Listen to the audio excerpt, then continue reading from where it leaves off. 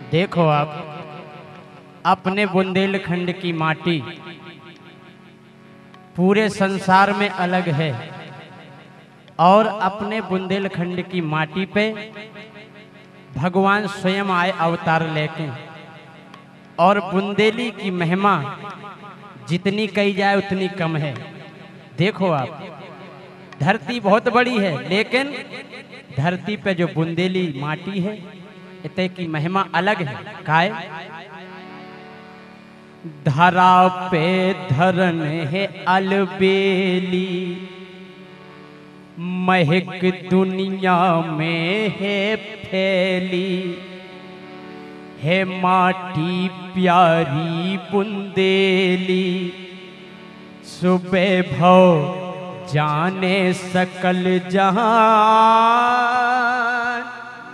बेभव जाने सकल जहान, पावन बड़ी पुरातन से है वेदन में प्रमाण, जगत में न्यारी है प्राण से प्यारी है, जगत में न्यारी है प्राण से प्यारी है।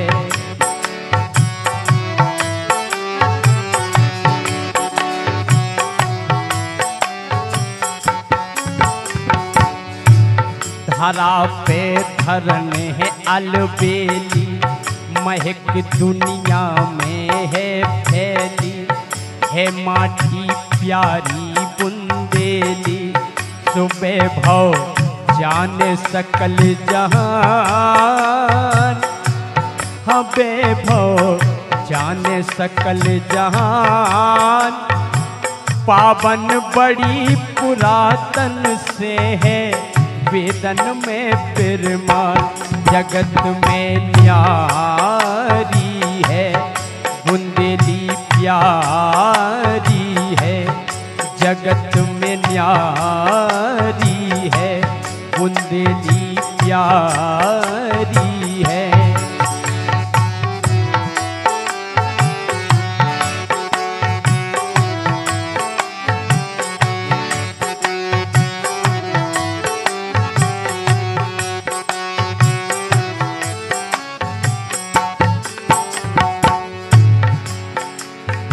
बुंदेलन की गौरव गाथा सबकी जानी मानी, छत्रसाल झांसी की रानी अमर भई बलिदानी।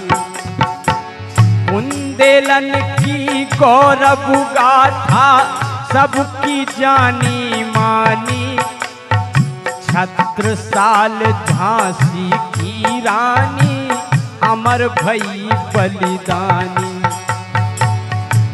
बुंदेला मधुकर साहे नरेश, जिनकी रानी कुंवर गणेश, अवध से ल्याई श्री अवधेश, अवध से ल्याई श्री अवधेश, जगत में जाहिर हो गओ नाम, जगत में जाहिर हो गओ नाम, प्रतिपालक प्रतिपाल विराजे श्री और छाधाम, जगत में न्यारी है बुंदेली प्यारी है, जगत में न्यारी है बुंदेली प्यारी है।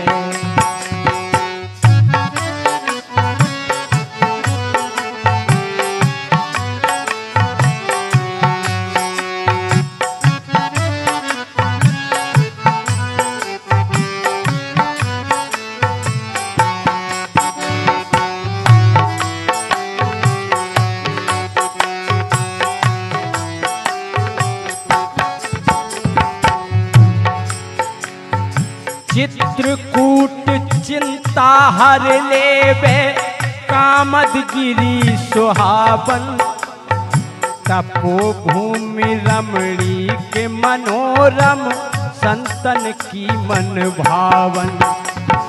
चित्रकूट चिंता हर लेवे कामद गिरी सुहावन। तपो भूमि रमणी के मनोरम संतन की मन भावन। सुधा सम मंदाकिनी को नीर लगी रत भक्तन की नित भीड़। लगी रत भक्तन की नित भीड़ के तुलसी दरस दये रघुवीर। तुलसी दरस दये रघुवीर। मात अनसुईया सती महान। मात अनसुईया सती महान। ललना बना झुला दे पलना त्रिलोकी भगवान। जगत में न्यारी है बुंदेली प्यारी है। जगत में न्यारी है बुंदेली प्यारी है।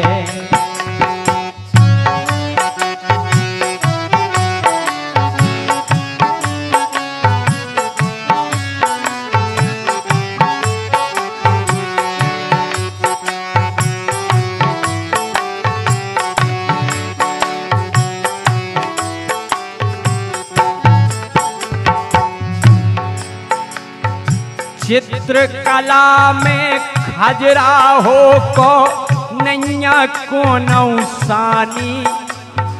भीम कुंड को पार न पाए ज्ञान और विज्ञानी। चित्रकला में खजुराहो को नैया को नौसानी। भीम कुंड को पार न पाए ज्ञान और विज्ञानी। फूल रही जिनसे फुलवारी शारदा माँ मैहर बारी। शरण आवत है संसारी। शरण आवत है संसारी। आल्हा अमर दयो वरदान। आल्हा अमर दयो वरदान। किंकर बुंदेली धरती को ऊंचो रहे स्थान। जगत में न्यारी है बुंदेली प्यारी है। जगत में न्यारी है बुंदेली प्यारी है। जगत में न्यारी है बुंदेली प्यारी है। जगत में न्यारी है बुंदेली प्यारी है। दरे नारे दरे नारा दरे ना।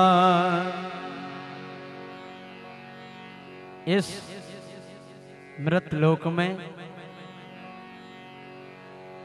हर जीव का जीवन संघर्षमय है और संघर्ष में साक्षात पारब्रह्म परमात्मा भी रहे हैं इस मृत लोक में। तो संघर्षमय जीवन सभी का है, इसीलिए इस भजन को सुने आप लोग। और इस भजन में कौन कौन किस प्रकार से मजबूर हुआ है मैं रखने का प्रयास कर रहा हूं, सुने आप।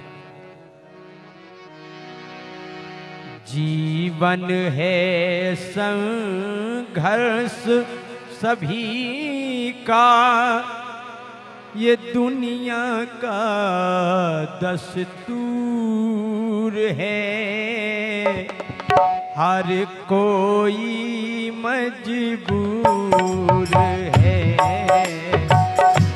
हर कोई मजबूर है। जीवन है संघर्ष सभी का, ये दुनिया का दस्तूर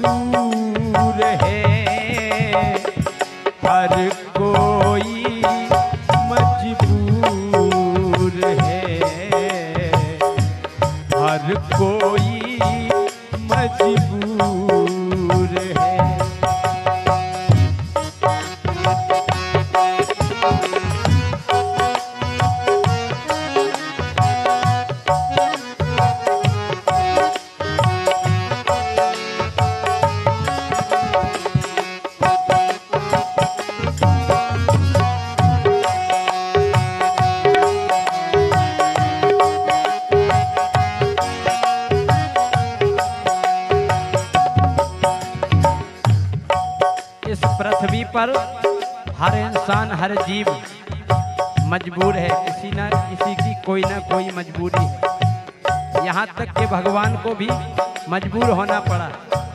पहली मैं कथा आपको बता रहा हूँ, इसमें इसकी क्या मजबूरी है।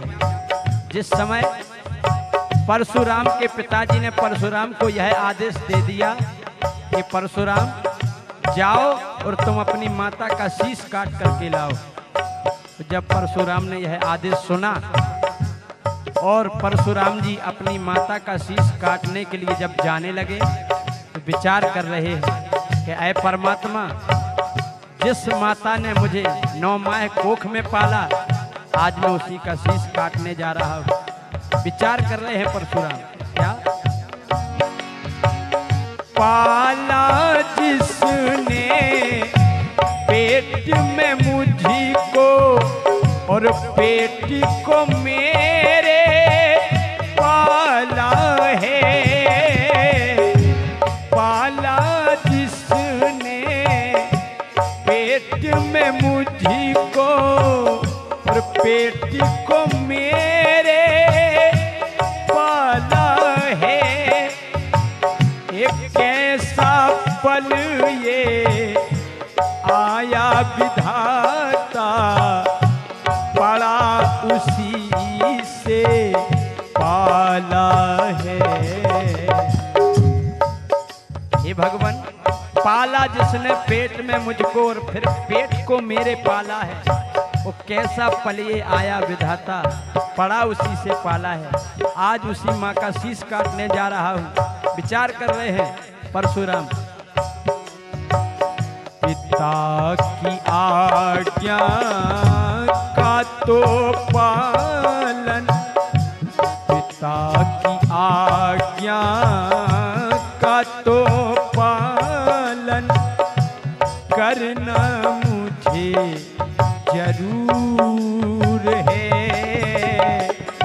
आज ललन मजबूर है, आज ललन मजबूर है।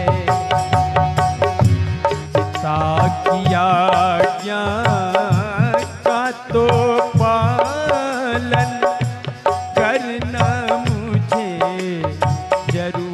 आज ललन मजबूर है, आज ललन मजबूर है।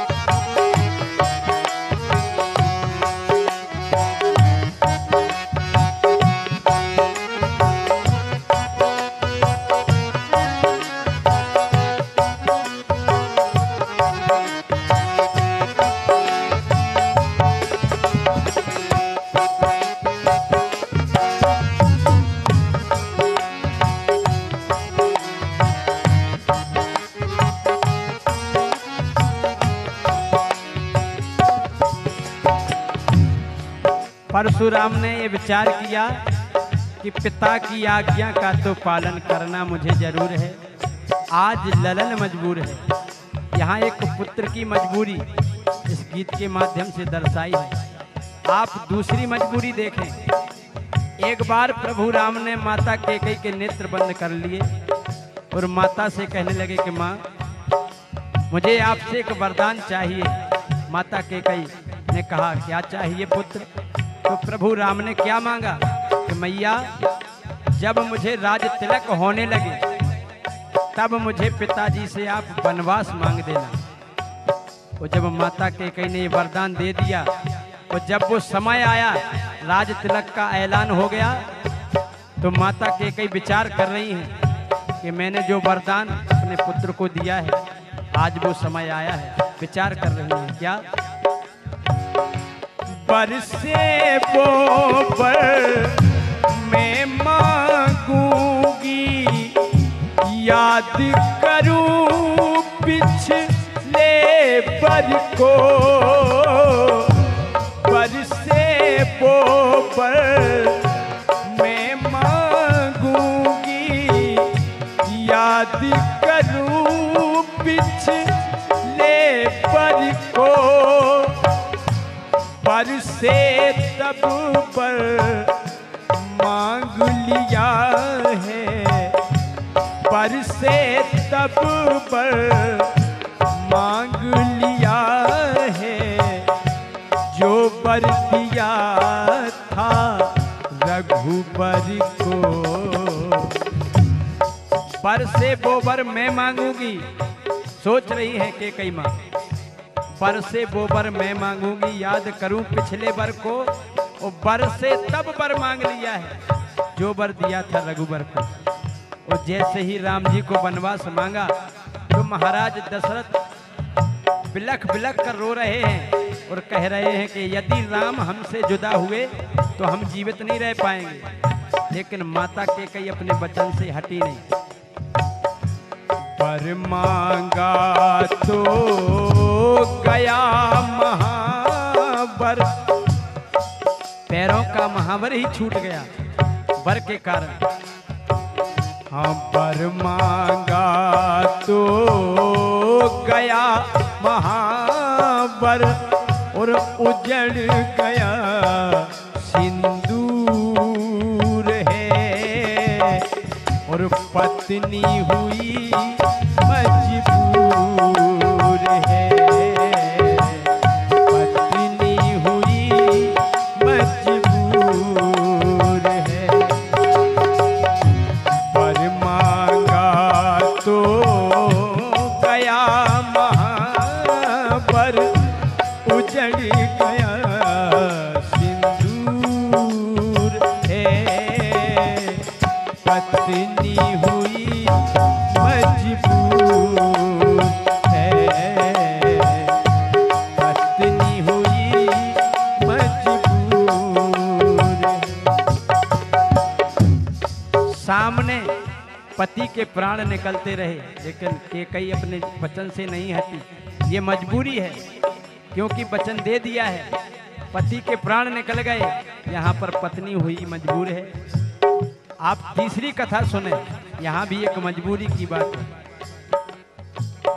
जब लखनलाल मेघनाद का वध करने लगे और वध करते समय एक ध्यान आया कि जो मेघनाद की पत्नी है सिलोचना, वो मेरी ही पुत्री है। और जब वो अपने तरकस से एक सर निकालते हैं और जब उसको मारने लगते हैं तो एक वचन कहा लखन जी ने, क्या? अवसर आया, अवसर आया, अब मेरा अवसर है मेघनाद। तूने मुझे शक्ति मारी थी और अब मेरा अवसर है और मेरा अब सर आ रहा है। अवसर आया और अवसर आया, दूंगा तुझे ना अवसर में, चला के अवसर धर से अलग कर दूंगा तेरा अवसर में। शब्दों का तालमेल देखें आप। कहा लखन जी ने कि अवसर आया, अवसर आया, दूंगा तुझे ना अवसर में, और चला के अवसर धर से अलग कर दूंगा तेरा अवसर में।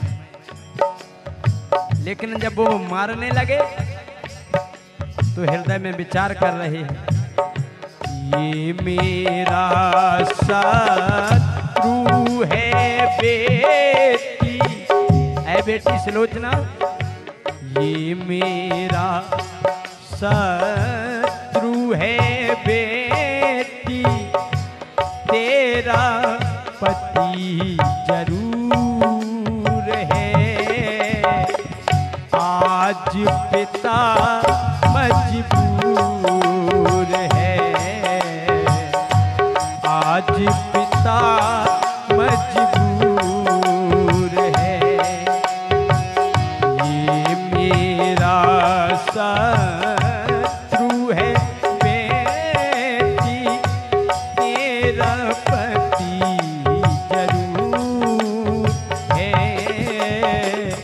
आज पिता मजबूर है, आज पिता मजबूर है। पहले अंतरे में मैंने बताया कि आज ललन मजबूर है, दूसरे में पत्नी हुई मजबूर है, और तीसरे में आज पिता मजबूर है। तो ये चौथा अंतरा आप लोग सुने। जिस समय भगवान कन्हैया और अर्जुन मूरत ध्वज के दरबार में पहुंचे और उनके पुत्र को चीरने का प्रस्ताव रखा, वो जब वो अपने पुत्र को चीर रहे हैं और एक आरा मंगाकर सर पर रख लिया, तो हुआ क्या? आरा चला रहे हैं जिस पर बोने नौका तारा है, आरा चला रहे हैं जिस पर बोने नौका तारा है, और निज कर से निज सुत को अपने मौत के घाट उतारा है। माता पिता मिलकर के आरा चला रहे हैं, आरा चला रहे हैं जिस पर वो नैनों का तारा है, और निज कर से निज सुत को अपने मौत के घाट उतारा है। और वो कैसे? चीर रहे हैं लाल को देखो, चीर रहे हैं लाल को देखो, जो आँखों का नूर है। यहाँ मात पिता मजबूर है, मात पिता मजबूर है, जीवन है संघर्ष सभी का, ये दुनिया का दस्तूर है, मात पिता मजबूर है, हर कोई मजबूर है, हर कोई मजबूर है, हर कोई मजबूर है, हर कोई मजबूर है।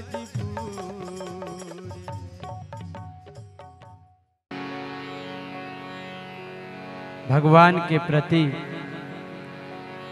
बस प्रेम होना चाहिए और विश्वास होना चाहिए। यही विश्वास लेकर के सौरी ने तमाम उम्र बिता दी। एक बार बचपन में मतंग ऋषि ने सौरी के मस्तिष्क को देखकर सौरी से कहा कि सौरी, तुम्हारा भाग्य बड़ा उज्जवल है और तुम्हारे भाग्य में प्रभु राम के दर्शन हैं। कहा मतंग ऋषि ने सौरी से कि सौरी,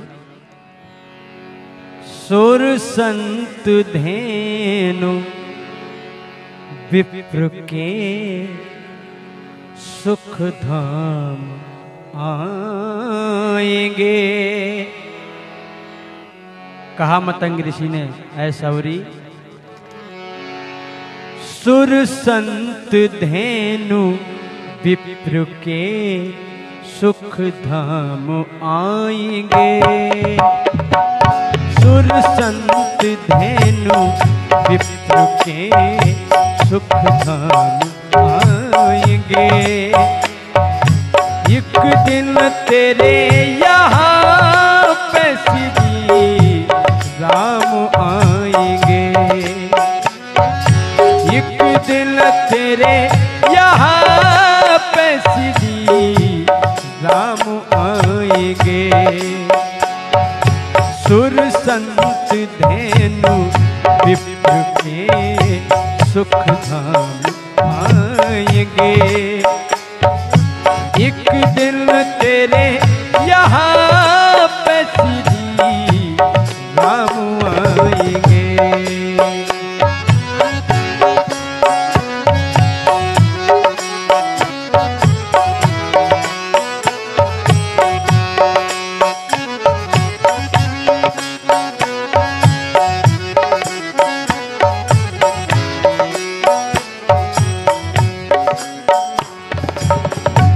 और मतंग ऋषि की इसी बात पर अटल विश्वास लेकर के सौरी बचपन से इंतजार करती रही बुढ़ापे तक।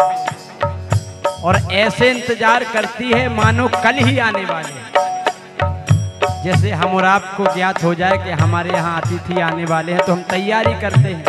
तो सौरी ने ऐसी तैयारी बरसों की। हम बेरी के हर एक बेर को चखती है सौरी। बेरी के हर एक बेर को चखती है सौरी। चख चख के मीठे मीठे बेर रखती है सौरी। चख चख के मीठे मीठे बेर रखती है सबरी। बेरों के ढेर लग गए कुटिया में, हर रोज बेर चख के लाती है। एक बार संतों ने पूछ लिया सौरी बेरों के ढेर लगे हुए हैं, इतने बेरों का तुम क्या करोगी? तो सौरी बड़ा प्यारा सा उत्तर देती है और कहती है ऐ मुनियों, स्वागत में मेरे राम के ये काम आएंगे। स्वागत में मेरे राम के ये काम आएंगे। एक दिन मेरे यहाँ पे श्री राम आएंगे। एक दिन मेरे यहाँ पे श्री राम आएंगे।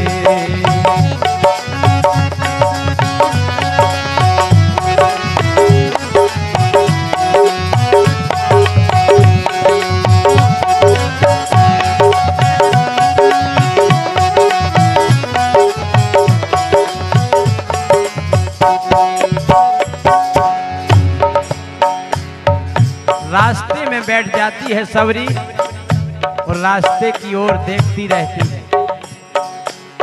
हो आने की आस रघुबर की पथ को निहारती। आने की आस रघुबर की पथ को निहारती। और एक बड़ी सुंदर भावना सवरी के अंदर कि प्रभु राम महलों के राजकुमार हैं और उनके पग बड़े कोमल होंगे, इसलिए चुभ जाए न पग में कंकड़ पथ को है धारती। चुभ जाए न पग में कंकड़ पथ को भी धारती। जब रोज रास्ते में बैठ जाती है तो इधर उधर से संत निकलते। सवरी रोज बैठ जाती हो, आखिर कब पधार रहे हैं तुम्हारे राम? कई हंसी उड़ाते हैं, कब आ रहे हैं राम? तो सवरी बड़ा प्यारा सा उत्तर देती है। ना जाने कौन सी सुबह, ना जाने कौन सी सुबह किस शाम आएंगे,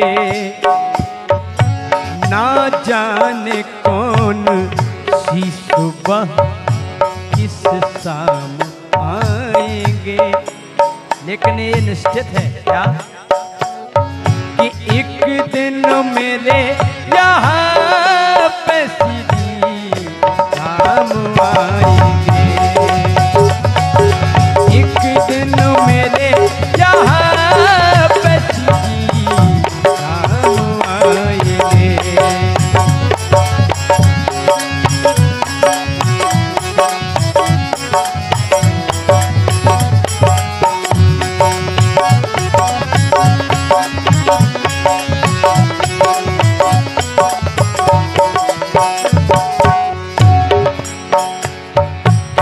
भगवान के यहाँ देर है लेकिन अंधेर नहीं है।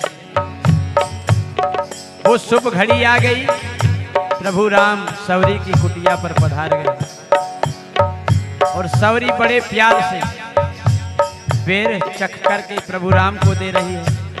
और प्रभु राम वही बेर भैया लक्ष्मण को दे रहे हैं। भैया लक्ष्मण तुम भी चखो, कितने मीठे बेर हैं। प्रभु मुस्कुरा रहे हैं। उस सौरी की भक्ति देख कर प्रभु मुस्कुरा रहे, सबूरी की भक्ति देख कर प्रभु मुस्कुरा रहे। और जो अखंड कोटि ब्रह्मांड नायक है उनका मुस्कुराना साधारण नहीं होता। और वो मुस्कुरा क्यों रहे हैं? इसलिए मुस्कुरा रहे हैं कि रघुबर तो बेर खा रहे, लक्ष्मण न खा रहे। रघुबर तो बेर खा रहे, लक्ष्मण न खा रहे। लक्ष्मण को बड़ी गिलानी हो रही है कि एक बूढ़ी भेलनी के जूठे बेर हम कैसे खाएं। प्रभु राम मुस्कुरा रहे मन ही मन, अरे लक्ष्मण बन कर के बूटी एक दिन, बन कर के बूटी एक दिन ये काम आएंगे। बन कर के बूटी एक दिन ये काम आएंगे। एक दिन तेरे यहाँ पे सीधी काम आएंगे। एक दिन तेरे यहाँ पे सीधी काम आएंगे।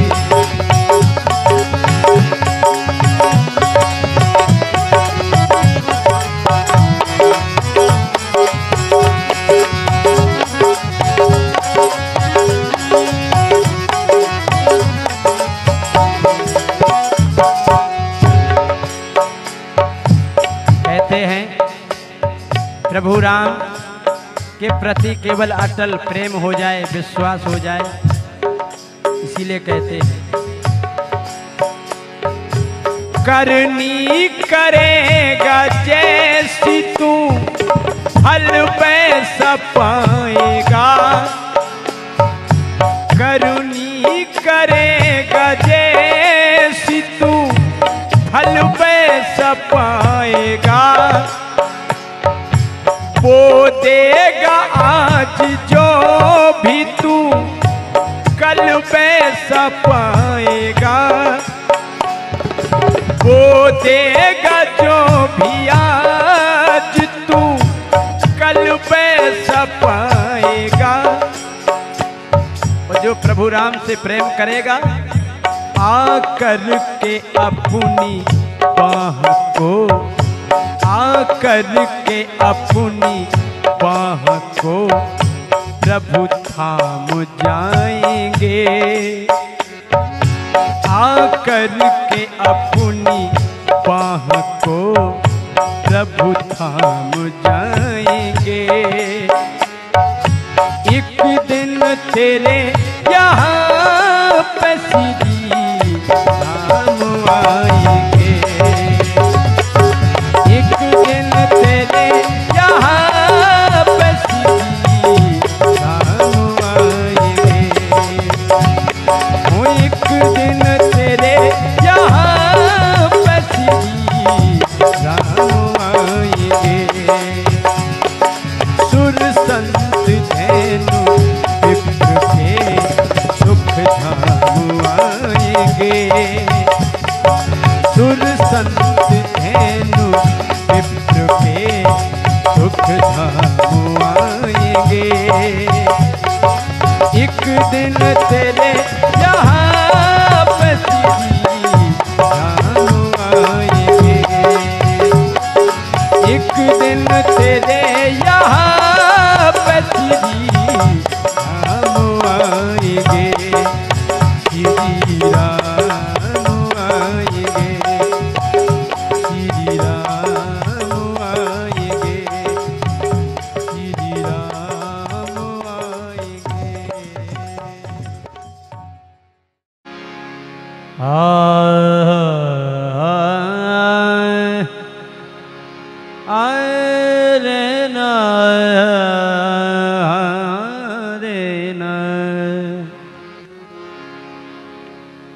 ये गजल प्रस्तुत है आप सभी के समक्ष।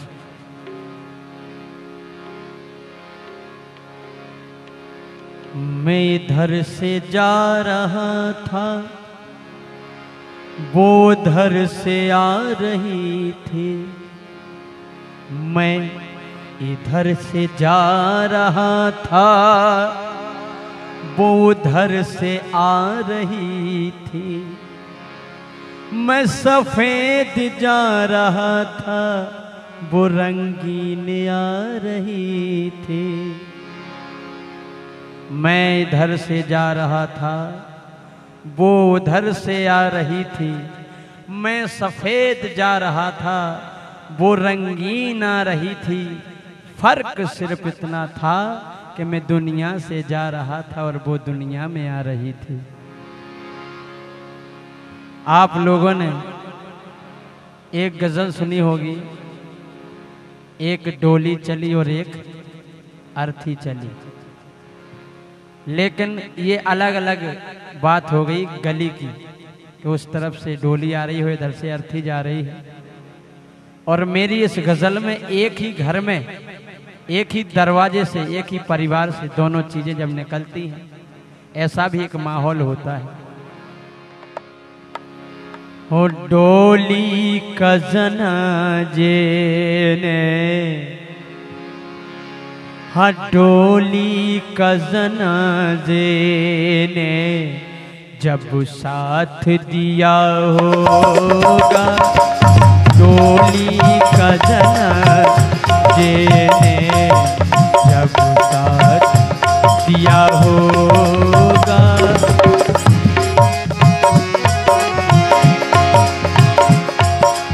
डोली का जनाजे ने जब साथ दिया होगा।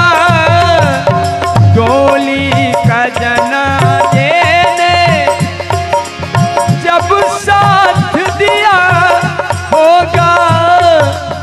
जब साथ दिया होगा। सहनाई के पर्दों में, सहनाई के पर्दों में मातम भी बजा होगा।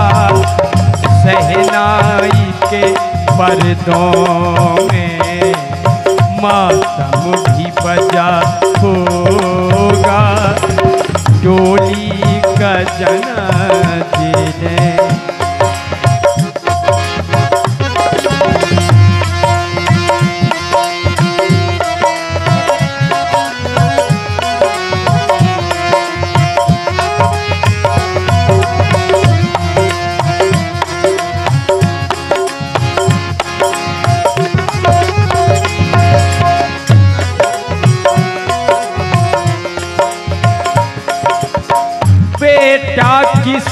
विधवा का जब दूल्हा बना होगा, बेटा किसी बेवा का जब दूल्हा बना होगा, बेटा किसी बेवा का वो जब दूल्हा बना होगा, तो शादी में भी उस माँ का, शादी में भी उस माँ का आंसू न रुका होगा, शादी में भी उस माँ का आंसू न रुका होगा, डोली का जनाजे में।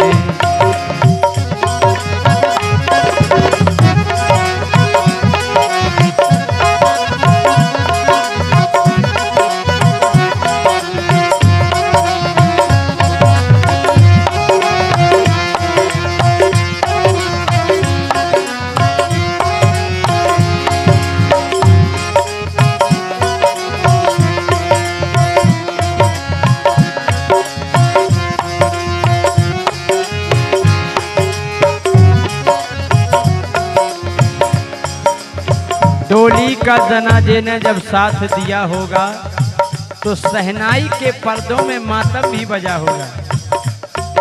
एक ही सहनाई से दोनों आवाजें निकलती हैं। ये गजल का मतला है, आगे सुनिए। धनवान कोई होता तो धूम मची होती, धनवान कोई होता तो धूम मची होती, तो धूम मची होती। अगर कोई धनवान व्यक्ति उसका देहांत हो जाए, तो एक टैक्सी में माइक लगा करके ऐलान होता है कि कल उनकी अंतिम यात्रा है। धनवान कोई होता तो धूम मची होती, लेकिन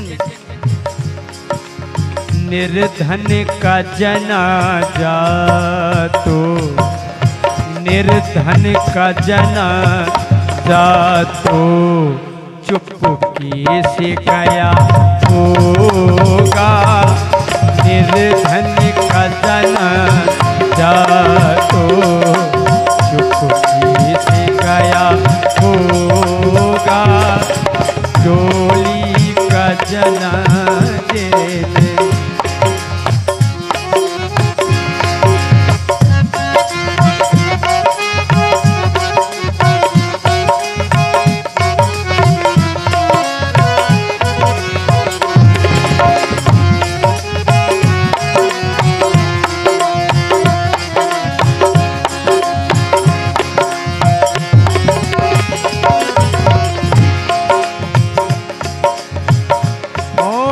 निर्धन ने दहेज कितना बेटी को दिया होगा, निर्धन ने दहेज कितना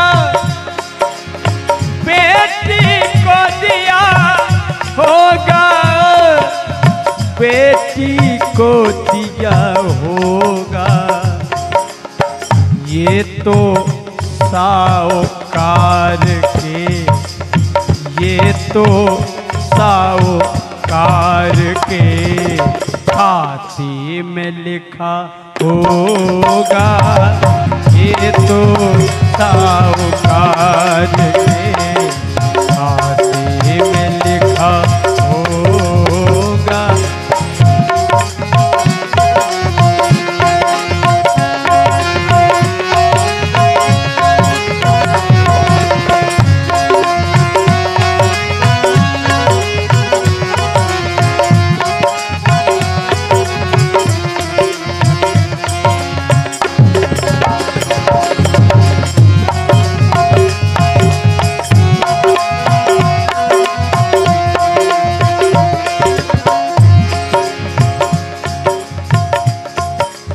धनवान की बेटी से निर्धन की मोहब्बत क्या,